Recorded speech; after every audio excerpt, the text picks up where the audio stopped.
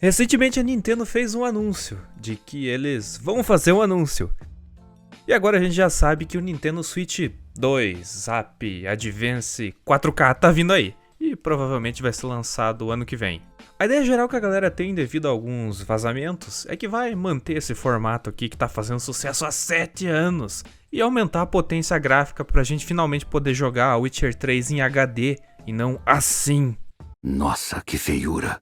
Isso me faz pensar nos modelos que estão disponíveis atualmente, o Switch V2, o da caixa vermelha, o Lite e a versão OLED. Existem 140 milhões de unidades dele espalhadas pelo mundo. Será que ainda vale a pena comprar um desses? Eu falei do Switch normal em um vídeo já faz um tempinho aí, mas o que eu falei lá ainda é válido atualmente. E agora, finalmente chegou a hora dele, o querido irmão mais novo, a versão portátil do portátil, a peça de hardware mais bonita que a Nintendo já fez, o Nintendo Switch Lite. Nessa cor azul aqui que é uma belezura.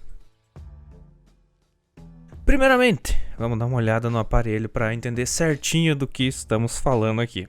Na parte da frente fica a tela LCD de 5.5 polegadas. Os botões de ação, o direcional digital, os analógicos, os botões de menu, home e o botão de captura de tela, que serve para tirar print e para gravar quando o jogo permite. Na parte de cima ficam os 4 botões de ombro.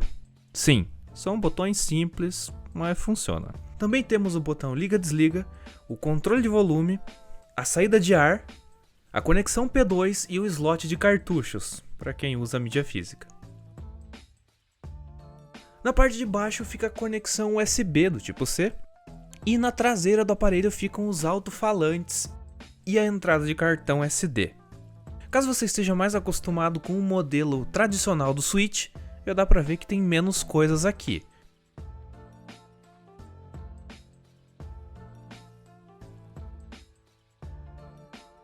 Mas a retirada dessas coisas não é necessariamente uma desvantagem. Depende. Podemos começar pela tela, que é menor na versão Lite. A diferença é de 0,7 polegadas, ou aproximadamente 1,8 centímetros. E aí podemos dizer que menos de 2 centímetros já faz diferença, né? Essa redução permite que o corpo do aparelho seja menor e mais portátil, o que é literalmente a proposta dele. Mas fica difícil defender essas bordas aqui na tela. A própria Nintendo percebeu isso e corrigiu na versão OLED. Uma vantagem aqui é a clareza, entre aspas, da imagem, visto que a resolução continua sendo 1280 por 720, o tradicional HD, mas com menos espaço de tela, fica mais difícil notar imperfeições.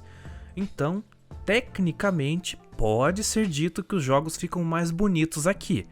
Mas isso é tipo dizer que uma pessoa parou de feder tanto só porque saiu de perto de você. O problema não foi resolvido, você só tá percebendo ele menos. De resto, é quase a mesma tela encontrada no V2. Não consegui encontrar grandes diferenças em relação à responsividade ou níveis de brilho entre os dois. Eles são igualmente ruins quando usados em ambientes com bastante iluminação e ou luz natural refletindo na tela. E isso tende a ficar ainda pior quando é aplicada uma película de vidro para proteger. Eu uso uma mesmo assim porque eu não sou louco, né? Os botões são ok. Eu não sou nenhum grande fã deles.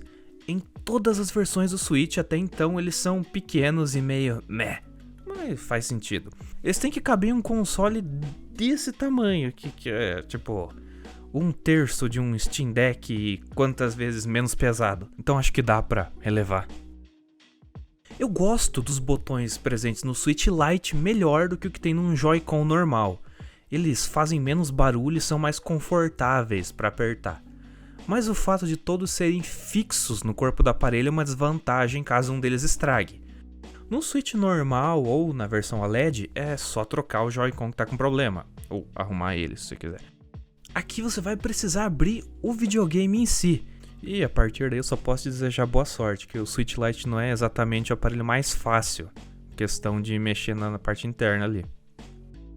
O lado bom disso é que ele é mais firme, como nada é móvel ou destacável, encaixável, ele não fica chacoalhando, igual tende a acontecer com o Switch normal. E até parece mais durável, sabe? Ele não parece tipo de coisa que se cair no chão uma vez vai desmontar em 20 pedaços. De toda forma, se você quiser a melhor experiência com controles, é melhor usar algum da 8-Bit Duo ou o próprio Pro Controller da Nintendo.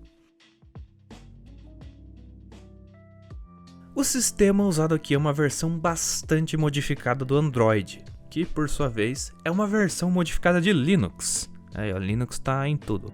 O sistema operacional aqui faz o necessário, e somente o necessário, como já diria o Urso Balu.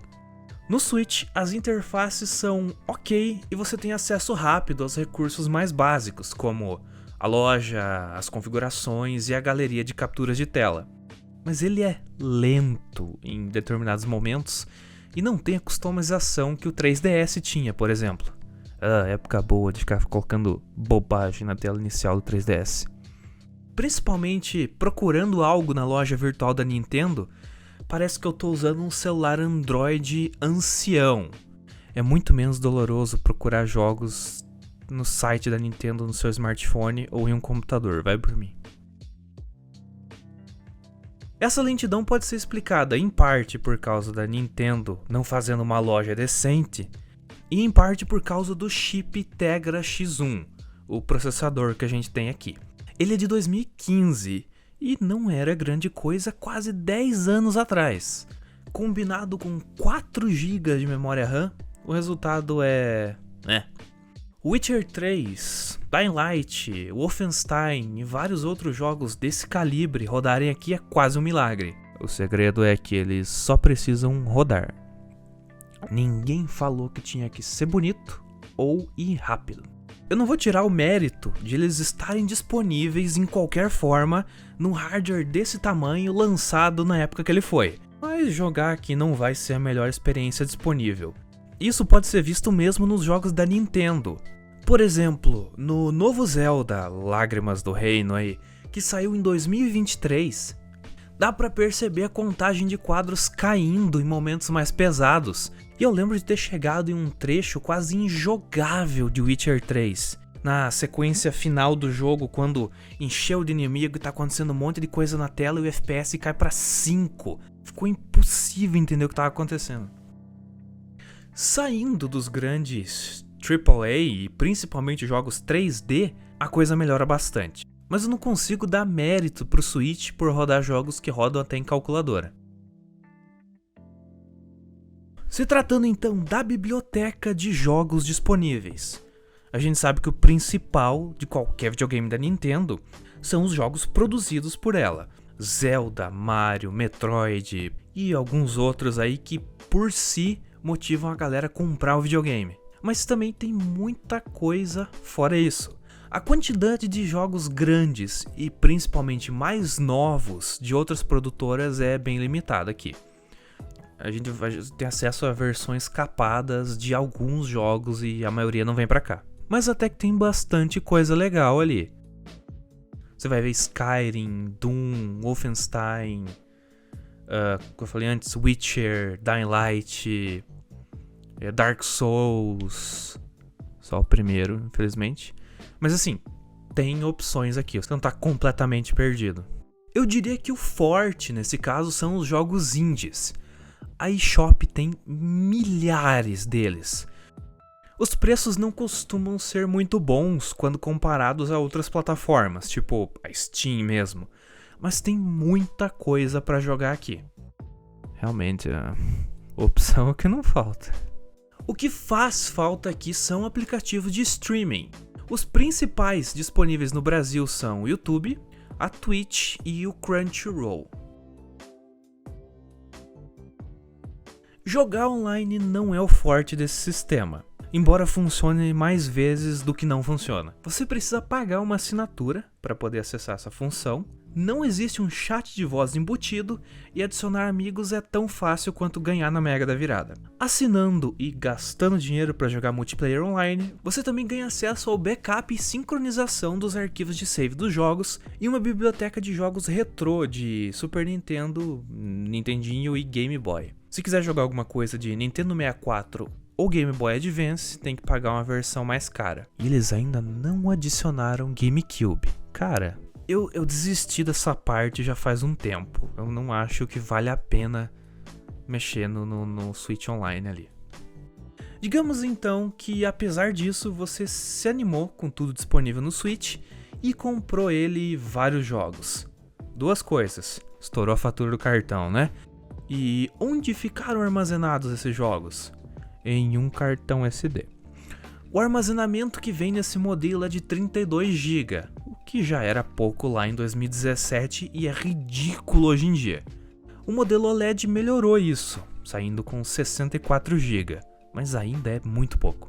Um cartão de pelo menos 128 GB é recomendável, a não ser que você só compre jogos em mídia física e nenhuma DLC. Às vezes, atualizações para os jogos de mídia física vão ficar salvos na memória do videogame, então acaba que mesmo assim era bom ter um cartão legal. Outra desvantagem desse modelo é que ele não exporta sinal de vídeo para outras telas através da dock, o que acontece nas outras versões. Na verdade, ele nem tem uma dock, apenas um carregador. O foco aqui é mesmo a portabilidade, como os portáteis mais antigos da Nintendo, menos esse negócio aí. Os alto-falantes embutidos são decentes e nada mais, mas também não passam vergonha. Em todo caso, eu recomendo o uso de fones de ouvido para uma experiência melhor. E você pode conectar eles via P2 ou Bluetooth. Galera, coloca um fone de ouvido aí quando for jogar seus jogos questionáveis. Chegando na bateria, eu tive de parar de me basear nessa unidade aqui. Ela tá com mais de 2 anos de uso e a duração já tá diminuindo. Às vezes eu tô com o jogo aberto por 20 minutos e vejo que a bateria caiu 15 a 20%, o que deixaria a duração total em pouco mais de 1h30, sendo que uma bateria nova isso fica entre 3 e 7 horas dependendo do jogo e do nível de brilho da tela. Fique atento a isso se for procurar um desses usado. É bem possível que a bateria esteja gasta e isso afete bastante a duração. O tempo para carregar ele de 0 a 100% é de mais ou menos 3 horas e meia. É um carregamento bem lento, eu espero que a Nintendo melhore isso no Switch 2. No geral, eu diria que o Nintendo Switch Lite sofre dos mesmos problemas que a versão maior dele. Os jogos são caros e a performance é fraca. Ainda assim, esse é o videogame atual mais barato existente no mercado brasileiro, considerando as 3 grandes empresas aí. Ele fica muitas vezes pela metade do que seria um Xbox Series S, que é o mais em conta da concorrência. Considerando isso, faz sentido comprar um desses em 2024 ou até 2025? Eu diria que sim, se você tiver de acordo com não ter acesso aos jogos maiores e mais recentes e jogar em 540p. Mesmo que a continuação do Switch saia dentro dos próximos 12 meses, ele não vai ser barato, pode acreditar. E eu acho que o Lite vai continuar sendo a maneira mais acessível de jogar jogos da Nintendo por um bom tempo ainda. Ele também deve continuar recebendo atualizações de software e novos jogos por alguns anos aí, porque tem dezenas de milhões de unidades do Switch por aí e as pessoas vão continuar usando elas. Enfim, isso que eu tinha a dizer por hoje. Faz um tempão que eu não faço nada por aqui e é bom estar de volta. Tem algumas coisas novas vindo aí e eu acho que vai ser bem interessante. Se você quiser colaborar comigo, se inscreva, clique no gostei e comente qualquer coisa. Pode comentar qualquer coisa aí que comentário ajuda. Eu vou ficando por aqui e até mais.